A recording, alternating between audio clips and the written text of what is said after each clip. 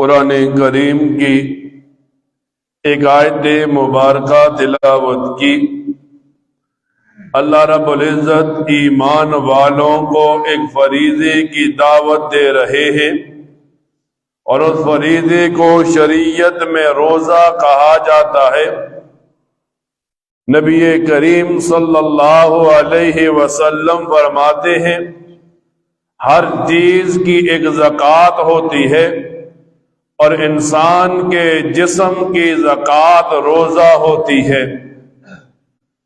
اب جب 11 مہینوں کے بعد اللہ تعالی ایک مہینہ جسے رمضان کہتے ہیں بھیجتا ہے، تو ایک مسلمان اس مہینے کے اندر صبح سے لے کر شام تک اللہ کو راضی کرنے کے لیے بھوکا پیاسا رہتا ہے، خواہشات نفسانیہ سے بچتا ہے، اور مسلمان یہ کام صرف اس وجہ سے کرتا ہے کہ اللہ تعالی راضی ہو جائے، میرے لیے جنت کا راستہ آسان ہو جائے۔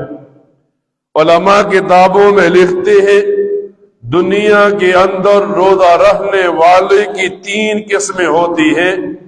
3 قسم کا روزہ لوگ رکھتے ہیں۔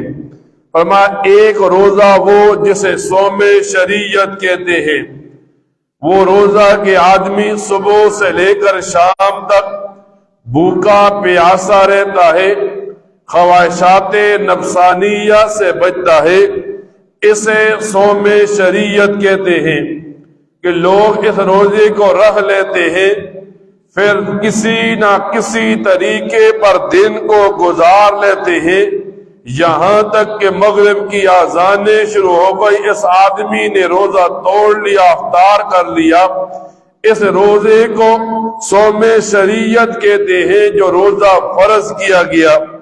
لیکن فرمایا بعض لوگ صوم طریقت رکھتے ہیں، اور یہ صوم شریعت سے تھوڑا افضل ہو گیا کہ ایک آدمی روزہ بھی رکھتا ہے، ممنوعات سے اعتراض بھی کرتا ہے، جن چیزوں سے اللہ تعالی نے روکا ان سے رک جاتا ہے، جن چیزوں کا اللہ تعالی نے حکم دیا ان چیزوں پر چل پڑتا ہے۔